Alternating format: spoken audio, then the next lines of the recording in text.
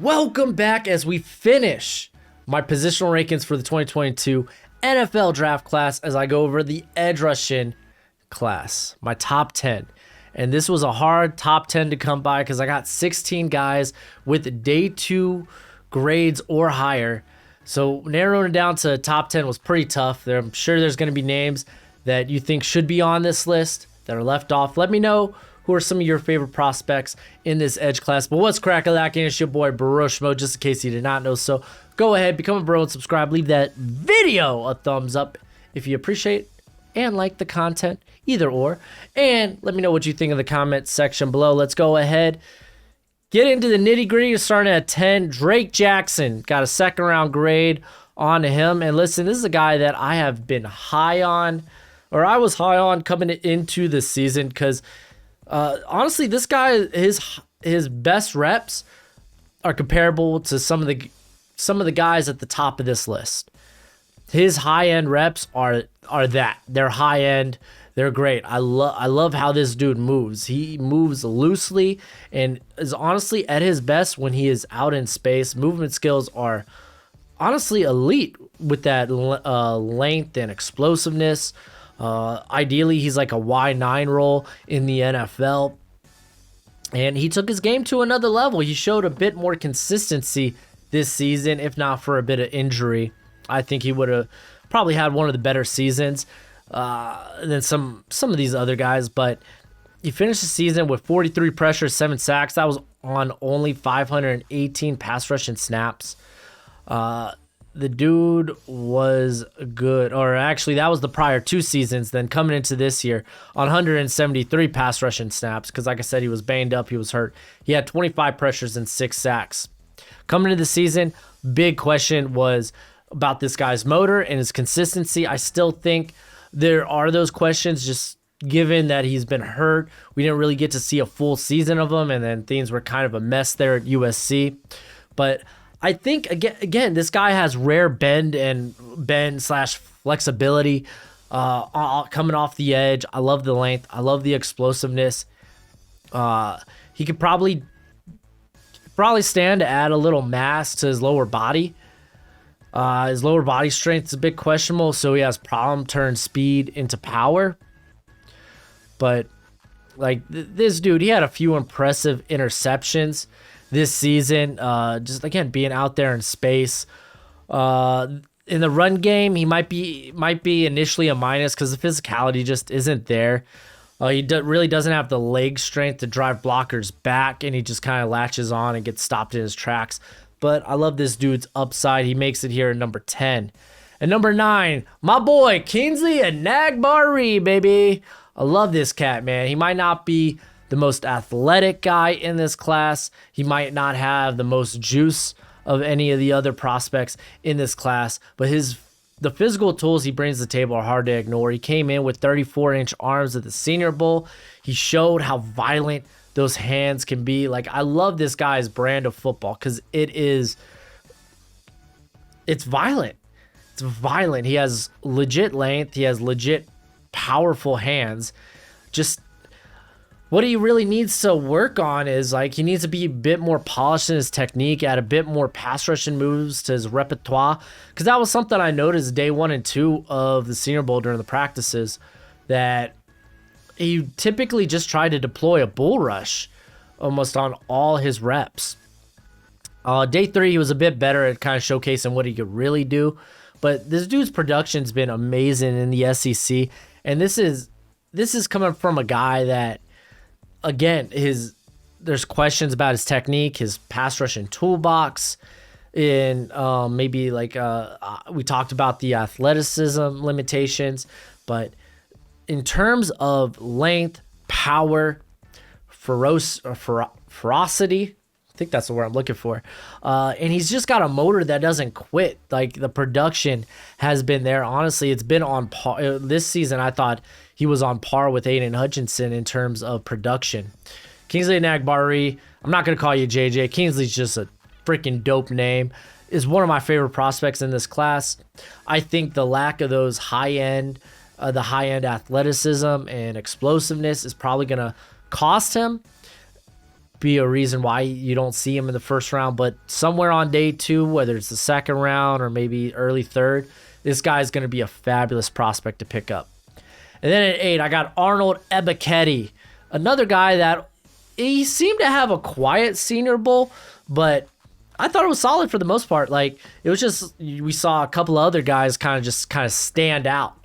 You know, it was, the D-line was just continually wreaking havoc, and so many guys did so well. And Ebiketie, I thought, was just fine. You know, he just, it wasn't as eye-opening as it was for guys like, like his teammate, Jesse Luketa. You got D'Angelo Malone, Jermaine Johnson, and then guys on the interior like Devontae Wyatt, Travis Jones. Perrion Winfrey might have been the biggest winner coming out of the Senior Bowl. Like, again, it was just so much. But Ebiketie is solid in his own right. He's a former transfer from Temple. He made my prospects to watch out for coming into the season, and I'm glad that I was able to get to him early, because he was pretty productive at Temple despite not seeing a lot of playing time there in 2020. He had 22 pressures, 4 sacks, had a win rate of 25.4%, which was 6th among edge defenders with at least 90 or more pass rushing snaps in 2020. There was concerns because he did come in a bit undersized, but he got that weight up to 250, and the length is desirable despite being only 6'2". Typically you're looking at edge and you want at least that 6'4" threshold, or at least close to. He's coming in at 6'2", but he lit up the Big Ten. 48 pressures on the season, 8 sacks, and I put thus far. I didn't really see his last couple of games, so I don't know how he fared in those. Sorry, there's only so much tape I can watch. But this guy's got decent get off the line. But where he makes his bread and butter, where he makes his money, is how he uses his hands.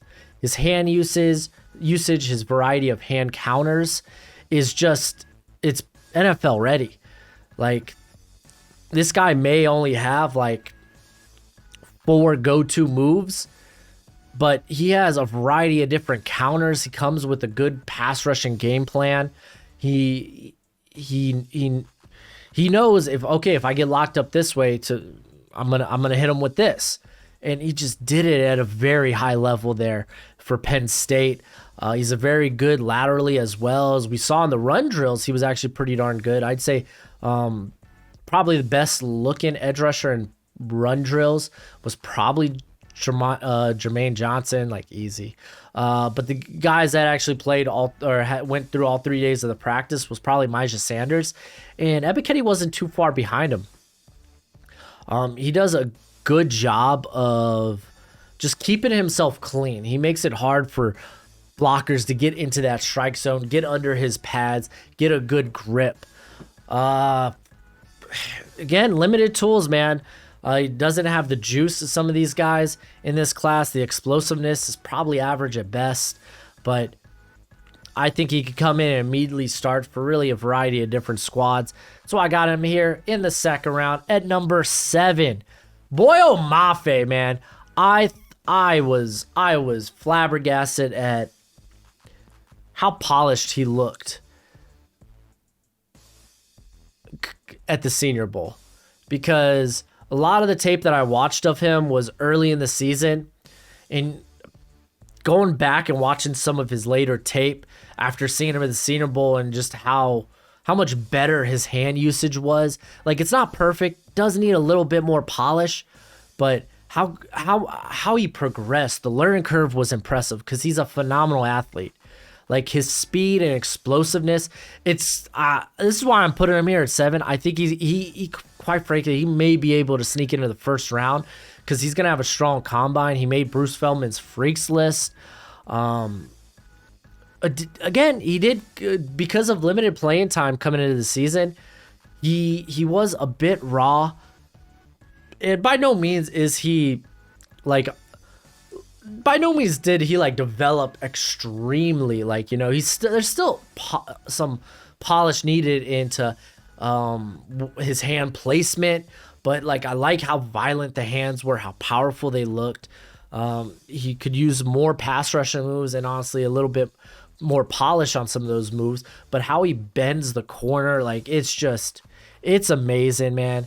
And one thing I will say is in the run game, he does need to work on keeping that strike zone, like with Ebiketie, keeping guys from getting under his pads. But I came in very impressed with Boyo Mafe, and you did good. You do good. You do good. Number 6, I got Travon Walker. To be fair, 6 and 5 are very close to one another. Walker is the physical tools are immense. They just are, from length to size, explosiveness for a man his size, a guy that his alignment, versatility, played a lot of different spots for that Georgia offensive line. But like the ability to play in coverage decently at 275 during this past season, I thought was pretty darn impressive. I don't know if he's going to stick to that 275 weight. Maybe he sheds a little bit more just so he'll shine at the combine, but he's not a guy you want to regularly put in coverage. But knowing that is something, that is a trick he has up his sleeve, is pretty nice.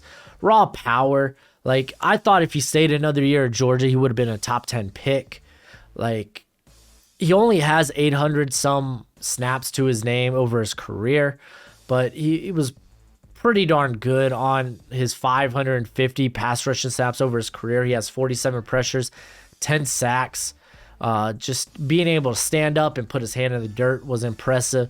His motor's always running hot, and I like how he wins with leverage and length.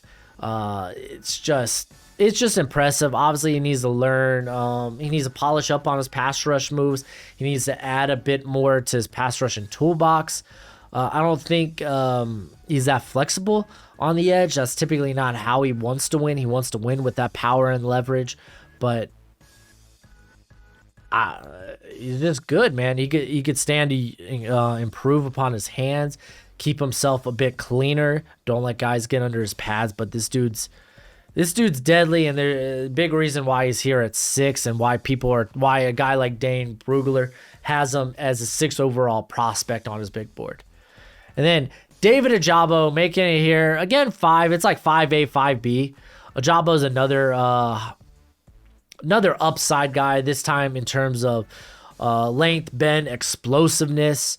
The dude is just so good. He was born in Nigeria, moved to Scotland at the age of 7.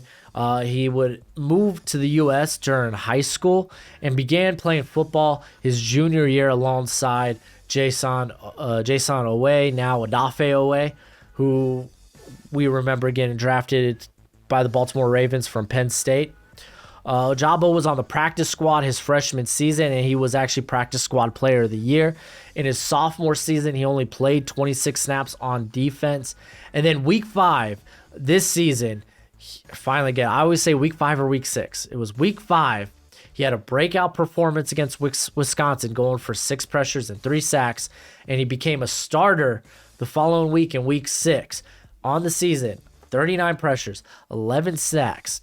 He will be 22 by the time the draft is. Doesn't surprise me he decided to come out. But the learning curve, like, I thought he took a big jump, man. Big jump. I think this guy, maybe year 2, year 3, really emerges. Because this is the thing, man. Same with Travon Walker. Teams are going to look at what he possibly can be and not what they are right here off the bat, but what they can develop into. And I think teams that are maybe more well put together there in the mid to late first round will consider a project like Ojabo or Walker. The physicality could use some work. He was almost hardly ever used for the running game. He just needs to add that physicality to his game. But again, a lot of that is the inexperience. I was impressed that he actually, he came in with hand counters, to his pass rushing moves. You don't see that from a pass rusher early on. And to me, that was just pretty darn impressive. But the upside, the potential. There just needs to be some polish to his game as a pass rusher and just add in that physicality to his game. as a run defender. Hopefully you could get a 3-down player in the future. He's probably going to be this pass rush only player early on in the league. But again, man, everyone's looking like, because a lot of people missed on Danielle Hunter, let him fall to day 2. And because the production wasn't necessarily there, but you saw the athleticism and the length, the explosiveness. And while you could say the production for Ojabo, his final season, was probably better than Hunter's, he's dealing with the same sort of tools. So it's like, do you want to miss on a guy like this? Like, that's going to be the question. And then F4, I got Jermaine Johnson. While Walker and Jabo's upside might be higher, Jermaine Johnson is an NFL-made prospect, and we saw that at the Senior Bowl. He was a JUCO transfer to Georgia before going to Florida State his last season. And he came in a lot longer than I thought he'd be, just because his arms are so freaking rock hard solid. Like, this guy has steel beams for arms. It kind of took away from what I thought his length would be, but he came with 34 plus inch arms. So that is all gravy. And day 1, he was stupid impressive at the Senior Bowl. He has an impressive frame, a strong lower half. He wins with length and leverage, pure muscle, just a nasty mentality.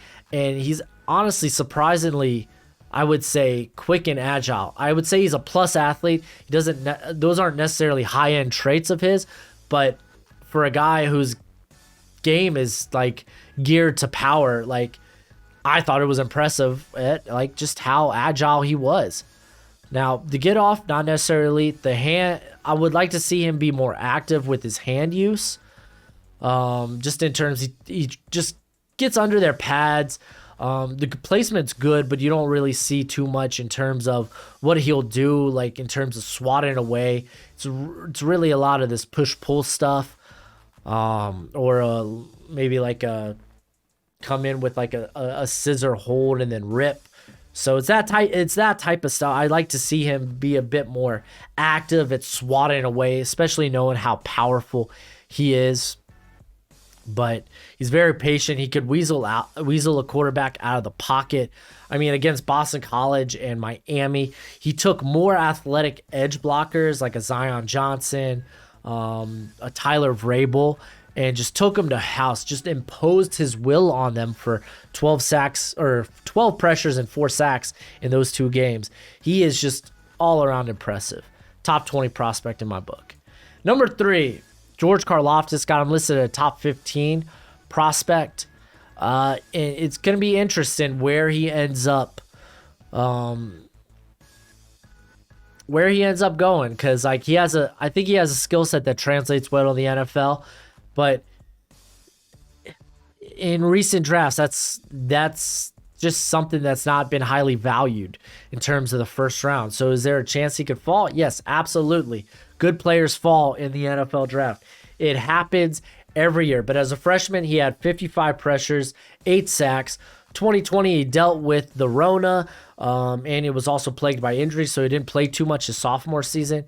But then he came in and was just a freak again this season. Like, it was, like, his power and explosiveness is insane. And at 275, I think he'll come in a little lighter at the Senior Bowl or at the Combine, just so he can test a bit better. But that power and explosiveness really, really has been on display. You see a lot of pop behind his hands, and his alignment versatility is just, wow. This guy I think could kick inside on passing downs, like on third downs and such, and could be used excessively well. He's not a bendy guy.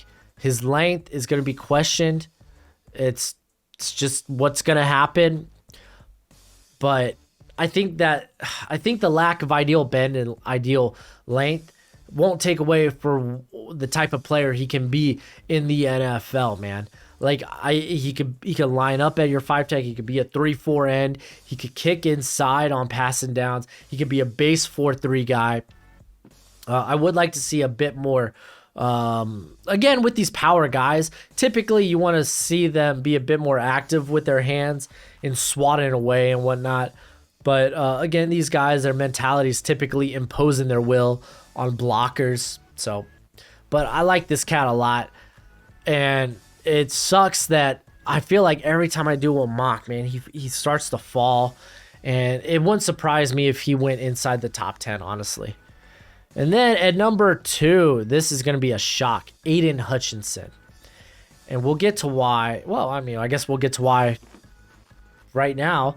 But first, he returned to Michigan in 2021 after breaking his leg in 2020. And it really, I think, enhanced his stock. For a lot of people, he was a fringe first rounder going into the 2020 season. He was a guy that was more of an edge setter.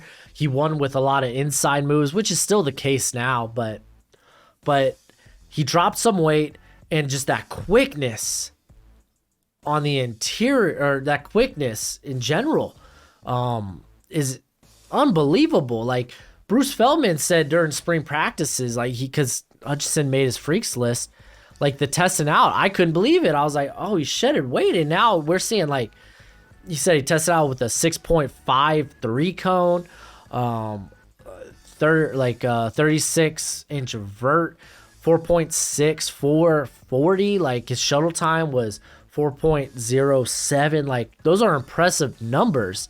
Again, this is a guy that was like 275, 280 the prior 2 seasons. Shed some weight and showed that explosiveness. We knew about the power. I like his hand usage. I like how he deploys hand counters, and the agility was impressive. He's much more than an edge defender at this point, and much more than a guy that just sets the edge. But I mean, this is a guy that's strong. That is his mentality. He will set the edge. He's got that power. The arm length, I think, is where it might be a concern. I think he'll hover around that 33-inch mark, which is typically the threshold for edge rushers, as well for tackles. But we know, at least in terms of tackles, it's not the end-all, be-all. Sometimes that's not necessarily the case. That's less the case with edge guys, because, you know, you're facing longer blockers, and they get to the typically get to the point of contact a bit quicker. So outside rush moves, he doesn't have many. You know, typically this is a guy that loves his inside moves. He loves the push-pull move, and he's got a lot of good ones on tape. Let me tell you, just put in blockers face down in the dirt. Just get down there. It's nasty, but you would desire maybe a bit more outside moves. I don't know if there's really going to be a question with how his bend is. I think it can be good. He just needs to deploy more moves on the outside. But I like this cat a lot. But I'm going with KT as number 1. Because listen, I think the ceiling is much higher for KT. He oozes physical tools. The athleticism's amazing. You like the length. You like the bend. He's a former 5-star recruit from the 2019 recruiting class. He was the number 2 overall prospect. He possesses probably the scariest get-off of any of the other prospects in this class. I love his body control. He plays with good leverage. He's just the bend is just so natural to him. And honestly, before this past season, he never came off the field. He came off the field this year because of injury, obviously. But this guy, I think he was in the top 5, maybe even the top 3 in terms of the times he took on double teams. Like, I mean, it doesn't stop there in terms of what he can do. Like, he was playing that 4 tech inside of the tackle. He could play 5 tech. He could play wider. Like, he had a big game in 2020 against Elijah Vera Tucker where he went for 12 pressures. I mean, even in the UCLA game, dude, they literally game plan. They schemed Sean Ryan, who actually had a good matchup with him in 2020. They schemed him away from KT. I mean, so much so, poor Greg Dulcich, the tight end, God rest his soul, just got bullied. Even when he was out there helping. just got put on his butt. Poor guy. Now, I would say Aidan Hutchinson's probably a guy that translates more immediately. His game's more ready for the NFL. KT could come with better hand counters. Typically, he just tries to win with that athleticism, those physical tools. A better pass rush game plan is probably in order for that. Just kind of like knowing what you're about to do, and if they attack you with this, how do you react? So there is that. There are times in the run game where he has been a non-factor. He gets stuck on blocks, but again, I think that just comes with how you using your hands a bit better. You know, not letting guys get under your pads and latching on. But sky's the limit for a guy like KT. He could start tomorrow and wreak havoc. That's why, again, I've been saying all year that you got 1A and 1B when it comes to KT and Hutch. So whoever you prefer, it's fine. It's okay. I'm not going to fault you for it. But I think when we're talking about the ceiling, KT's is far higher than Aidan Hutchinson, but both are phenomenal prospects. But let me know who you think maybe didn't make the list, because there's a ton. We could talk about guys like Nick Benito, Myjah Sanders, Sam Williams. Some of y'all probably really love Cameron Thomas. So, yeah, let me know in the comment section below. But that's it for the video. Go ahead, do this YouTube thing for me. It's always much appreciated, much obliged. And as always, until next time, you be easy, my friends. Later.